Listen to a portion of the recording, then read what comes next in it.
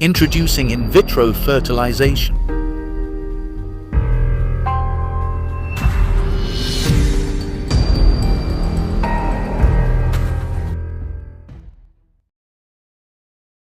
In 1891, Dr. Walter Heap achieved the first successful embryo transfer in a mammal, laying the groundwork for IVF.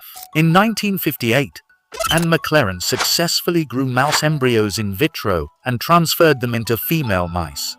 This breakthrough demonstrated that mixing sperm and eggs outside the reproductive system could create a healthy embryo.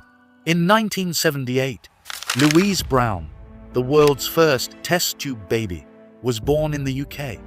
Dr. Steptoe recounts the groundbreaking procedure he performed with a woman who had blocked fallopian tubes. Using a laparoscope, he delicately extracted the woman's egg, which was then combined with her husband's sperm in a petri dish. We see the sperm fertilizing the egg, creating a zygote, which is then carefully transferred back into the woman's uterus. 9 months later, the world's first test tube baby was born, Louise Brown.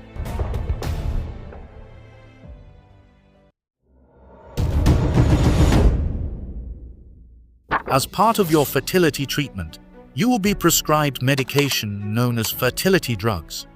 These drugs, which contain follicle-stimulating hormone, will initiate a process referred to as stimulation or superovulation. This process will prompt your body to produce more than the typical single egg per menstrual cycle. By generating a greater number of eggs, the chances of successful fertilization during the subsequent stages of in vitro fertilization are enhanced.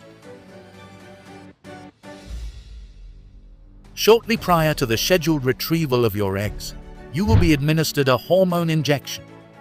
This injection will facilitate the rapid maturation of your eggs. Thereafter, you will undergo a minor surgical procedure known as follicular aspiration to extract the eggs.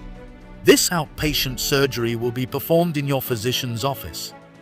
During the procedure, your doctor will utilize ultrasound guidance to insert a thin needle into each of your ovaries. This needle is equipped with a suction device that will withdraw the eggs individually. Concurrent with the extraction of your eggs, your partner will provide a sperm sample.